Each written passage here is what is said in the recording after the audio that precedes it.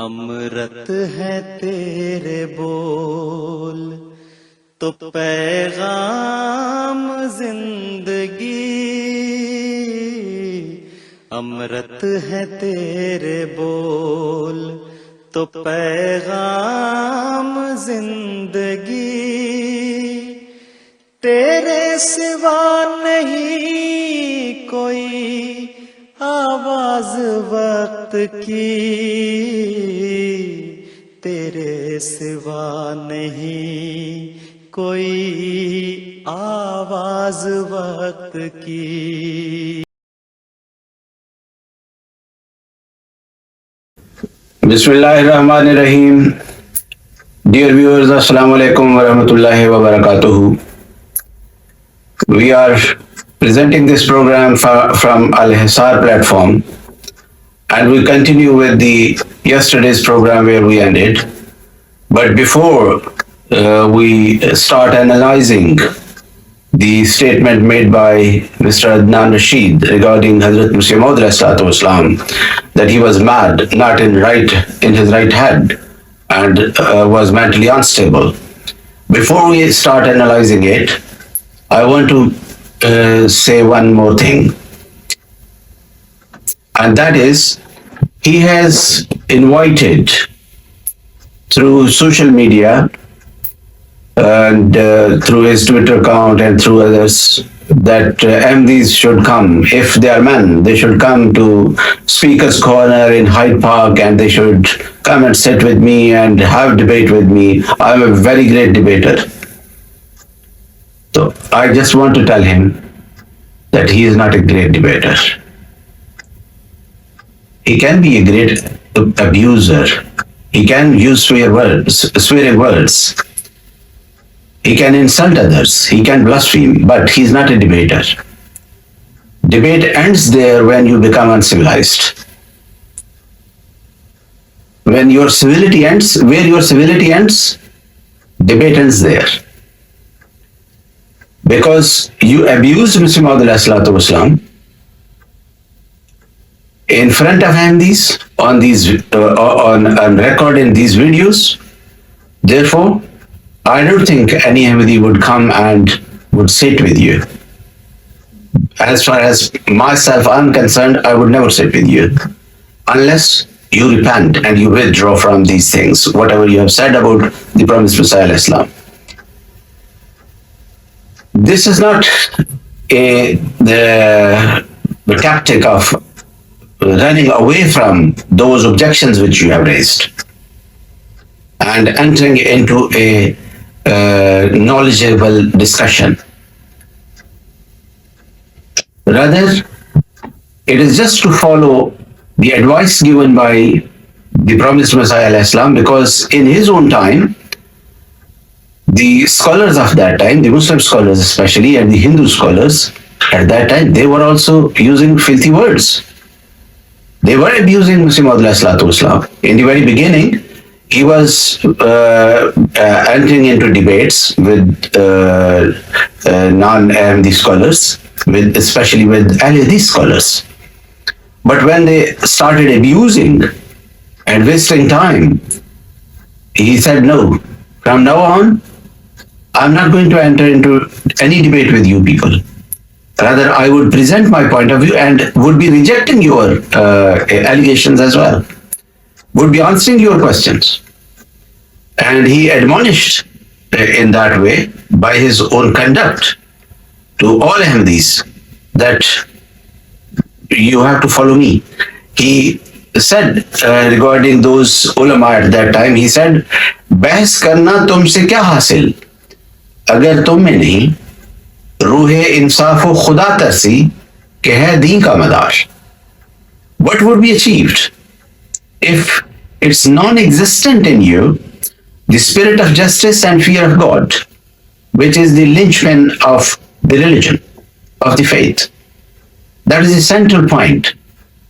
That is the orbit of religion. That you have fear of God, that you should show justice. So when you are devoid of that, when you have separated, distanced from yourself from this quality, then any debate with you cannot be fruitful. Nothing can be achieved. But it would be just like you people have become habitual of abusing each other.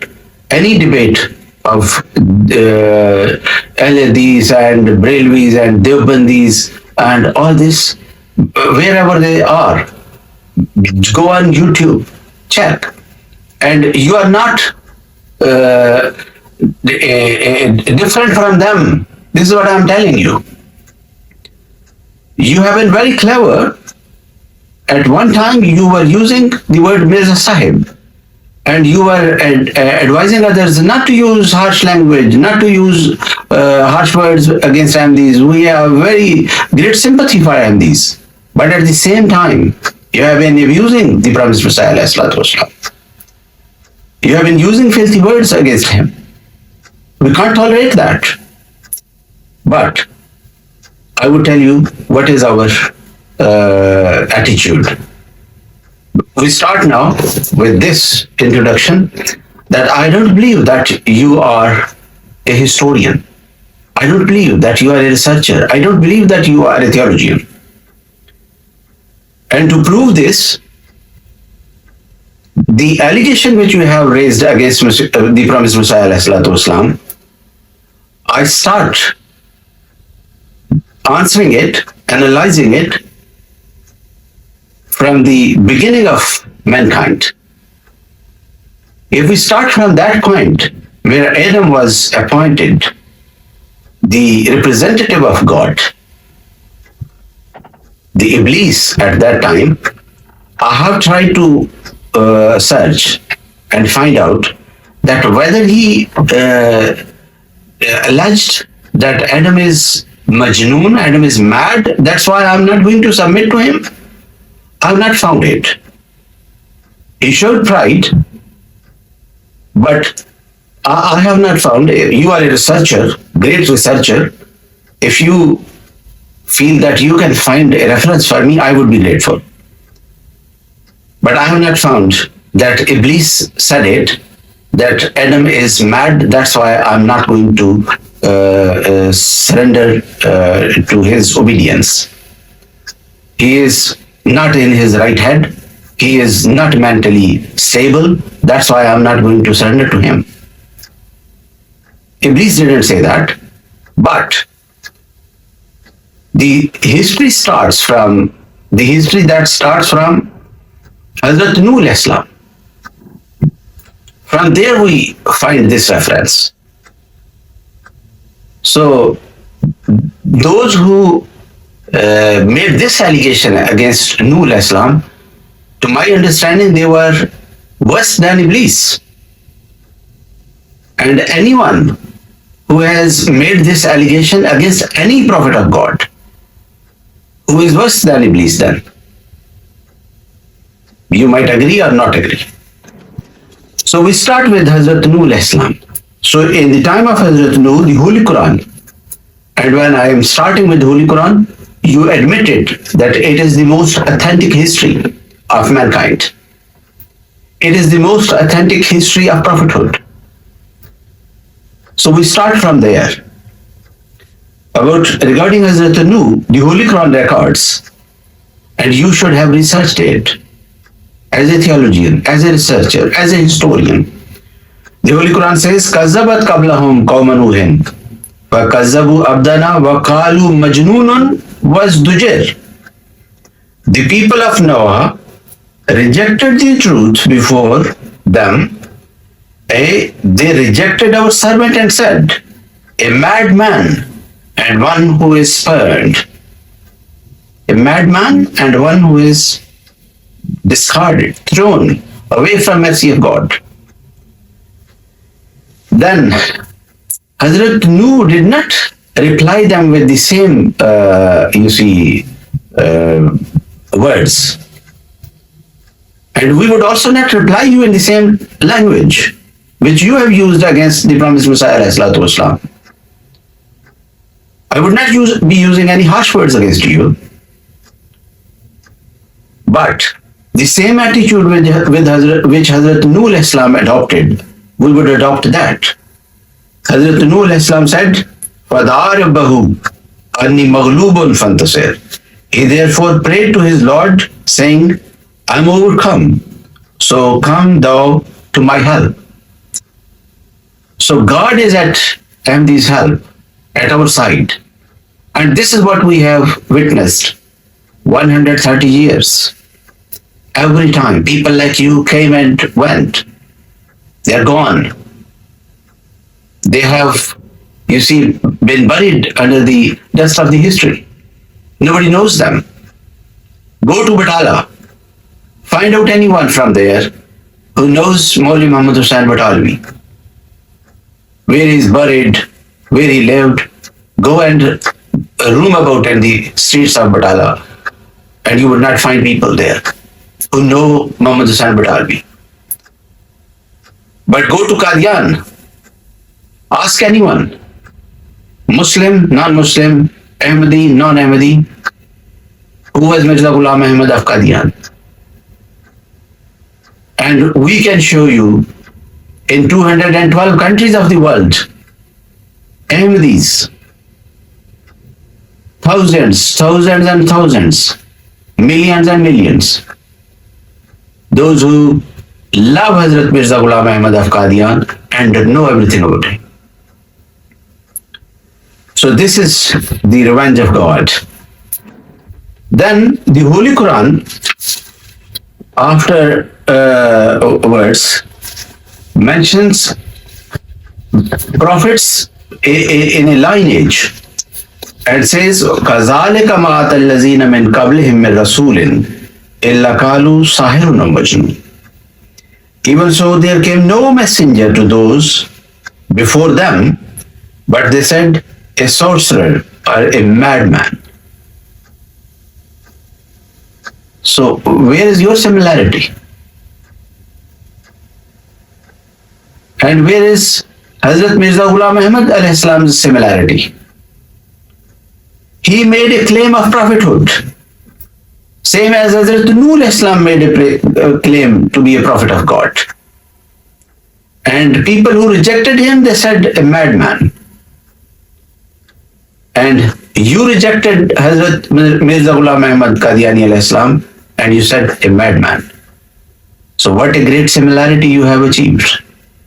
Oh my dear historian, researcher and theologian. Then one after the other prophet is mentioned in the Holy Quran, and every nation, they declared their prophet, the prophet of the time, a madman. So much so, the time of the Holy Prophet Muhammad, peace be upon him, our beloved master, it comes. And the Holy Quran records, it says, Noon wal kalam, wa ma yasturun, ma anta bi ni'mati rabbika bi majnun, wa inna laka la ajran ghayra mamnun, wa innaka la ala khuluqin azim, fasatubsiru wa yubsirun, bi ayyikumul maftun, inna rabbaka huwa alamu biman zalla an sabilihi, wa huwa alamu bil muhtadin, fala tuti'il mukazzibin.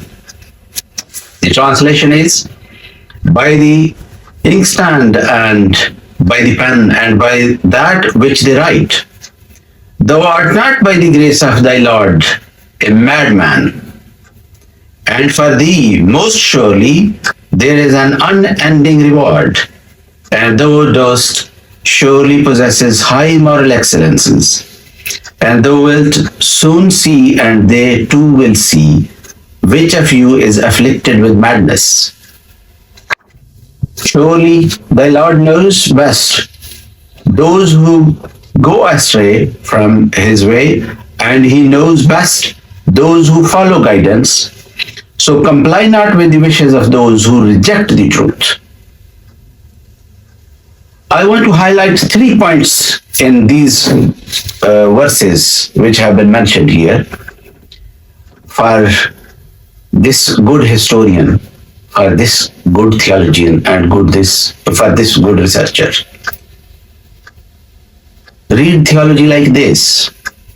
The Holy Quran mentions that, first of all, they alleged that Muhammad, peace be upon him, is Majnoon. And God the Almighty has not said in this way that here in these verses that he is not Majnoon. You're lying. No, he gave a different answer here. The different answer was Innaka la'ala khuluqin azim, that you have moral excellences. Madman does not possess any morality.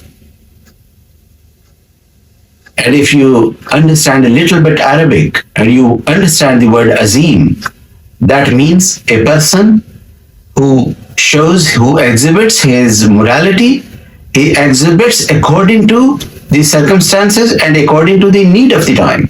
For example, where forgiveness is appreciable, he forgives it. And where punishment is appreciable, is required, he punishes it. Our Prophet Muhammad Mustafa sallallahu alaihi wasallam is Rahmatul lil Alameen.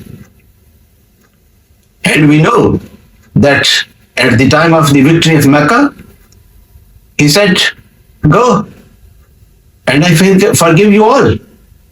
I have granted you pardon. But one lady who stole and somebody came and said her hands should not be cut. The Prophet, peace be upon him, was so angry. And he said, no, had my own daughter stolen, I would have cut her hands. So, this is called Khulq Azim. That he had that understanding that these natural passions, these natural emotions, how to demonstrate them, where mercy should be exhibited and practiced, and where punishment should be given. So this is moral. Innaka la'ala khuluqin azim. So he said, you are not madman. And this character of Hazrat Masih Maud Islam, Hazrat Mirza Ghulam Ahmad Qadiani Islam, is known to everybody. That wherever he had his friends from Hindus, from Muslims, from other nations, but when it is reported that when Lekram came and he was told that Lekram is saying salam to you, he has extended his greetings, Hazrat Masih Maud said no. He abuses Prophet Muhammad, peace be upon him, so he should not come in front of me.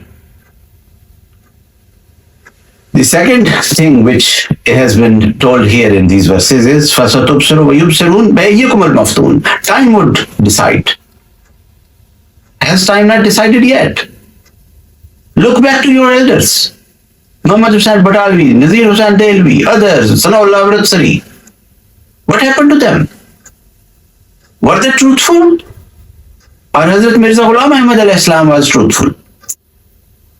The Prophet ﷺ declared at that time that God has told me that I would cause thy message to reach to the corners of the earth. And all these scholars, the three I have mentioned and others, Hindus and all others, Christians and all others, they got united. And they said, oh, we would just defeat it here, this message, and it would not be heard anywhere. Tell me today, who was truthful? What is the scene of the history? Bayyikumul Maftoon. Who was mad? And the third point which I want to make here is that the Holy Quran categorically admonishes فَلَا تُطِعِ الْمُكَذِّبِينَ. Those who reject the truth, never ever follow them. And if you know a little bit Arabic, you know what is the meaning of mukazzib, and you know what is the meaning of musaddiq. Tell me anywhere in the Holy Quran?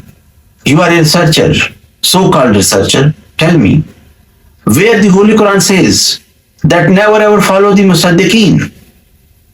And where the Holy Quran tells us that this would be the punishment for any Musaddiq, for anybody who would approve, who would accept a prophet who suppose is not right, is a false claimant.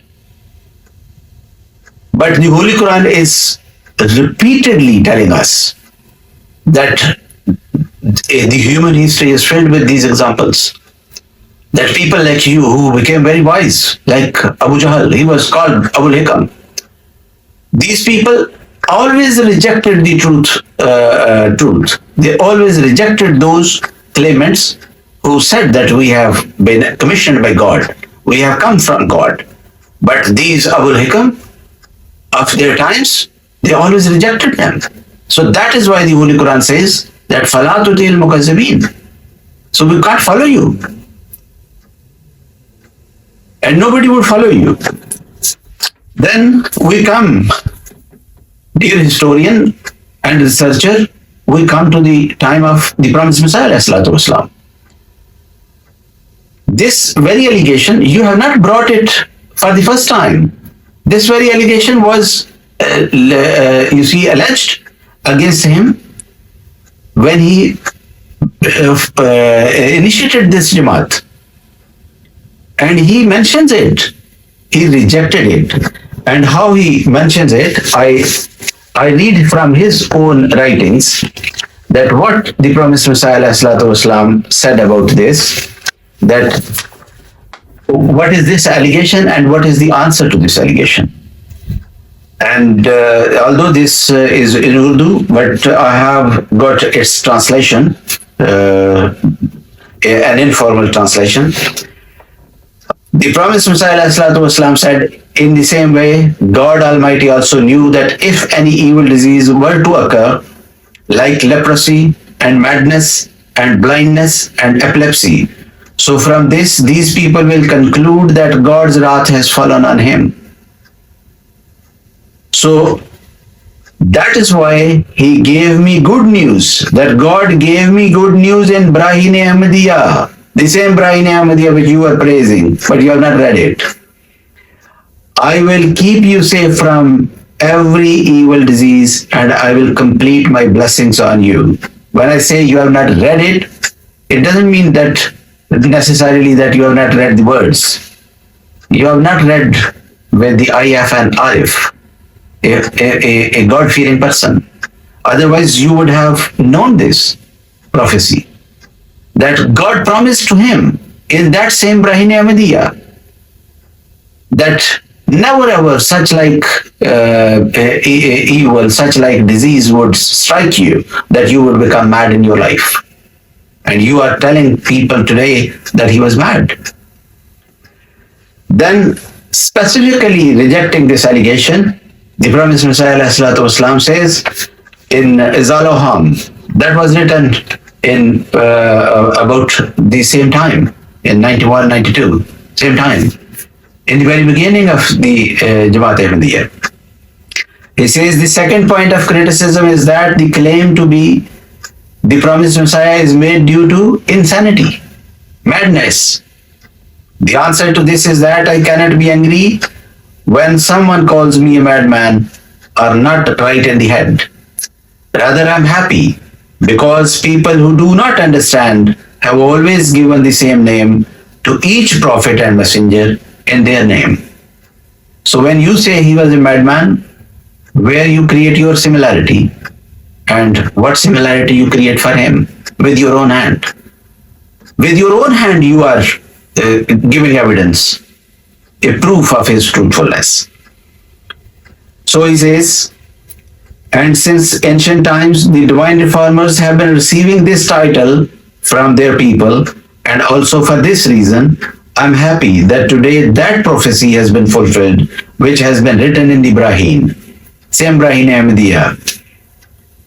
Same Brahine Ahmadiyya, understand that they will call you a madman, but the surprise is that what sign of madness is found in this claim what is against common sense, due to which the opponents have become suspicious of madness. We leave the decision to the conscience and intellect of the opponents, but at that time there were some people who were, although opponents, as I said that in the time of Adam, Iblis was opponent. He rebelled against God. He rebelled against Adam, but he had something which you don't. Intellect of the opponents, and put before them our statements and the stories of our opponents to determine which of the two groups is mad and whose style of speech is considered similar to madness, madmen's statements by the good sense, and whose statements are substantiated with evidence and are justified. So, the stories from where you are running away, and you say you would not enter into any discussion regarding those stories, which you believe, that is your belief about Hazrat Isa alayhi salatu wasalam, that he will physically break the cross. He would physically run after the swines in the jungles. And if he happens to come into these countries, he would be imprisoned immediately as soon as he would touch the cross of anybody. So think of your madness, and I would expose you in further videos, in further programs. I would expose your madness, and I will prove that you are not a historian, you are not a theologian, you are not a researcher, and not a debater as well. Thank you very much, and my apologies for this video being lengthier, and we would continue it, inshallah. Jazakumullah ta'ala, Assalamu-alaikum wa rahmatullahi wa barakatuh.